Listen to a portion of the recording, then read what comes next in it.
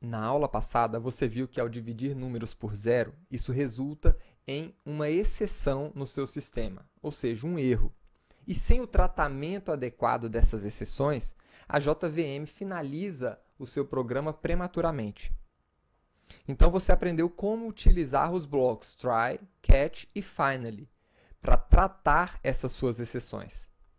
Nessa aula, vamos continuar o estudo das exceções, conhecer o conceito de multi-catch, ser apresentado ao stack trace, conhecer a cláusula throws e também ver as principais exceções da linguagem Java, aquelas que mais vão aparecer nos seus programas. Então vamos começar com o conceito de multi-catch. Na aula passada você construiu o programa divide por zero, que realiza uma operação dentro do bloco try, e essa operação pode lançar duas exceções. Uma exceção do tipo input mismatch e outra do tipo arithmetic. Mas o tratamento dessas duas exceções é praticamente o mesmo. Você vai informar para o usuário que aquele padrão de número é inválido. E, em seguida, vai estar liberando a entrada do scanner para ele informar o número novamente e continuar o loop. O multi-catch, ele é nada mais, nada menos que a possibilidade de você tratar vários tipos de exceções no mesmo bloco. Então, esse conceito foi introduzido na linguagem Java a partir da versão 7. E aqui dentro, você pode aglomerar várias exceções. Eu vou utilizar a input mismatch exception e vou tratar no mesmo bloco a arithmetic exception. Agora eu já não preciso mais desse segundo bloco de tratamento de exceções, porque eu estou tratando as duas no mesmo catch. De novo, essa estrutura é válida a partir do Java 7. Aqui agora eu vou informar que, independente se o número é zero ou se o formato é inválido, eu vou falar para o usuário que o número é inválido.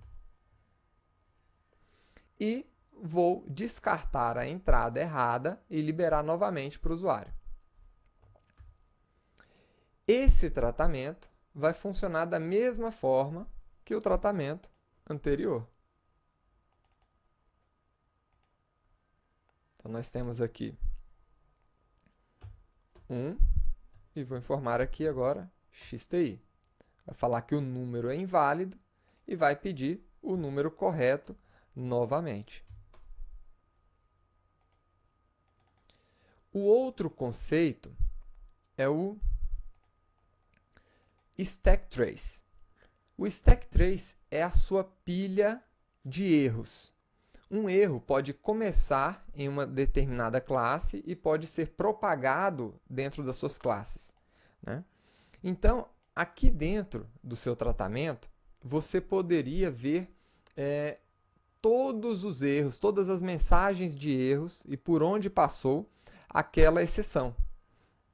Então, para isso, dentro do seu erro, então vamos lá, que nós atribuímos aqui a variável E1.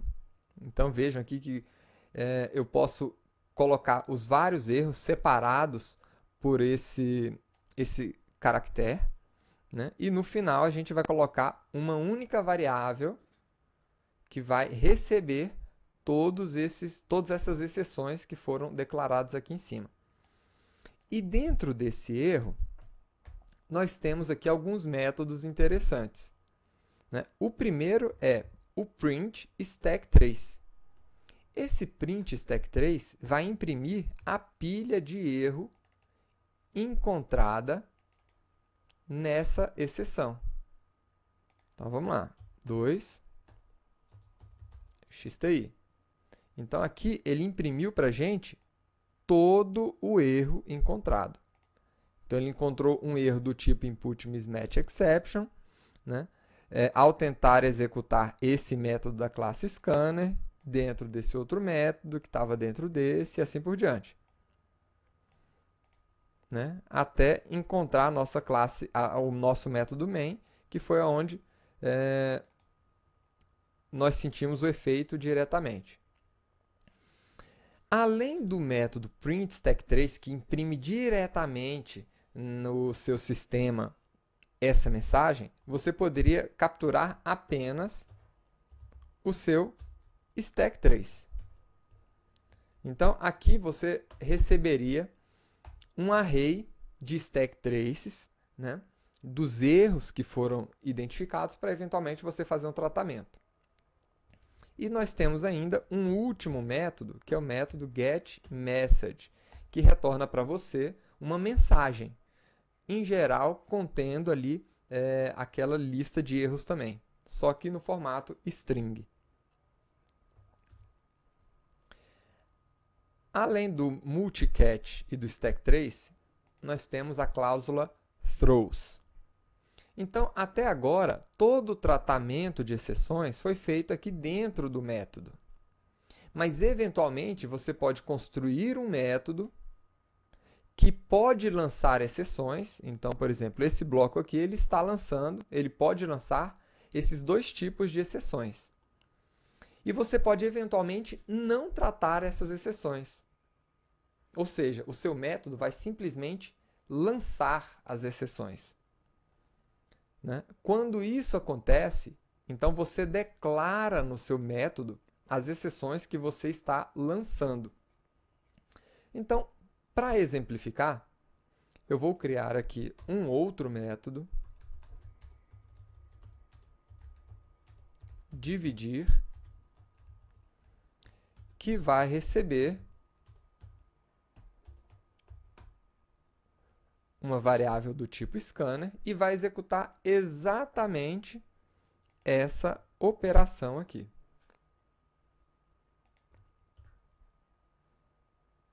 Agora eu posso chamar esse método aqui dentro do meu bloco. Dividir, passando o scanner. Então, como vocês viram, o método dividir, ele contém exatamente o bloco que pode lançar aquelas duas exceções. E como é que eu falo para o meu programa, como é que eu declaro para ele quais são as exceções possíveis que aquele método pode lançar, para que ele possa ter uma chance de tratar aquelas exceções? Com a cláusula throws. Aqui você informa todas as exceções que você pode tratar. Aliás, que você pode lançar. Então, esse bloco de código pode lançar uma input mismatch exception e pode também lançar uma arithmetic exception. Então, a partir de agora, o seu método, né, dividir, ele tem declarado dentro dele, né, as exceções que ele pode lançar. Isso aqui, quando um programador estiver utilizando esse método que você construiu, ele já vai ter a possibilidade de escrever um código que trata aquelas exceções para que o programa como um todo não pare. Então, é para isso que serve a cláusula throws. Ou throws, como você preferir. E, por fim, vamos ver aqui algumas exceções comuns, né, que a gente vai encontrar aí, em geral, na linguagem Java. Então, para isso, eu vou criar uma outra classe, que eu vou chamar aqui de exceções.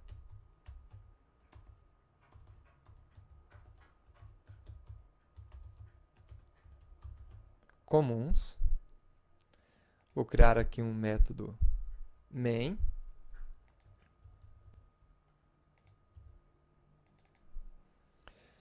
E vamos começar vendo uma exceção que acontece com muita frequência.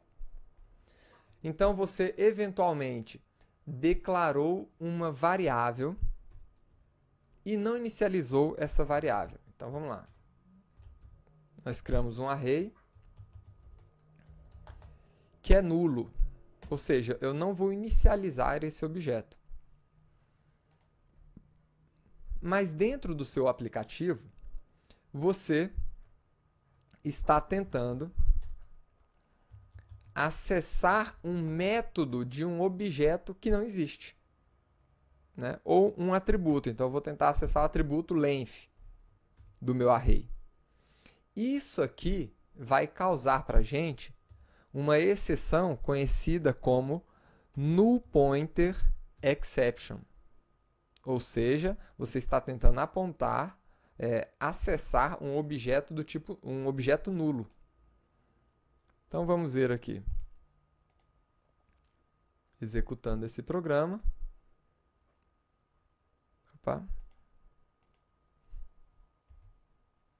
Aqui nós temos o nosso null pointer exception. Um outro erro comum também é o erro que você já viu nessa aula anterior, que é o erro de arithmetic exception, ou seja, quando você tenta dividir um número por zero, você vai obter um arithmetic exception.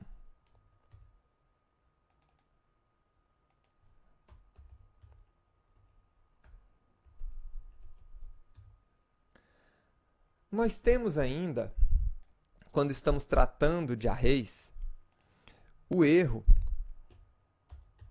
de tentar acessar. Então, vou criar um array aqui novamente. Só que agora ele não vai estar nulo. Estou criando array com 0 posições. E agora você eventualmente vai tentar acessar uma posição que não existe dentro desse array. Então, vou tentar acessar aqui, por exemplo, a posição de número 1. Essa é uma posição que não existe, logo, nós vamos obter um erro, que é o array index out of bounds exception.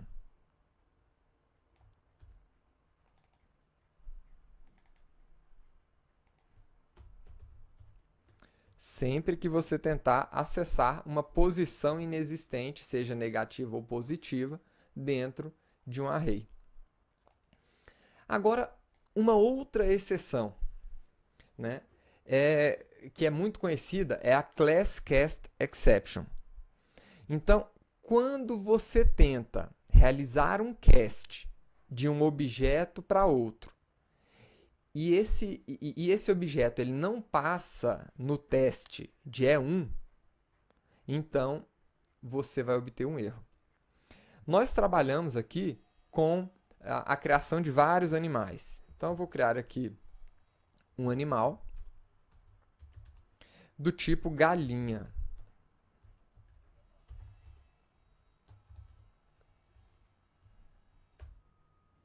Então, não há problema nenhum em criar esse tipo de animal.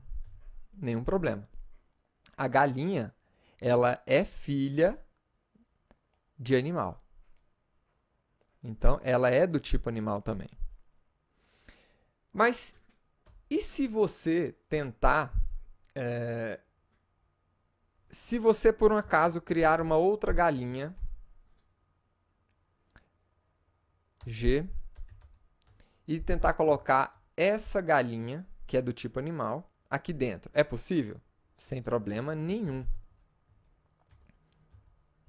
Perfeitamente possível fazer isso daqui, né? Você não vai receber nenhuma mensagem de erro com essa execução. Agora, e se você tentar colocar uma galinha dentro de uma variável do tipo cachorro, fazendo o cast desse objeto? Aí você vai ter um erro. Porque a galinha não é um cachorro. Então, ela não passa naquele teste do E1. Não existe o relacionamento E1, né, entre uma galinha e um cachorro. Aqui você vai conseguir o famoso erro Class Cast Exception, ou seja, erro de cast, de conversão de tipos de uma forma explícita. Tá? É outro erro muito comum de se encontrar em programas Java. E um último que eu gostaria de mostrar para você é um erro que acontece quando você tenta converter uma string em um número, só que essa string ela está num formato totalmente desconhecido pela classe de conversão. Então, nós já vimos várias classes de conversão. Uma delas é o integer .parseInt. Então, essa classe, esse método, ele tenta converter uma string em um número. E se por um acaso essa string não puder ser convertida, então ele vai lançar uma exceção. Da mesma forma em qualquer outro número. Né? Double, ponto, parseDouble. Todos esses números aqui, todas essas classes wrapper, elas têm esses métodos de conversão. E o que você consegue ao tentar converter um número impossível de ser convertido é a exceção number format exception.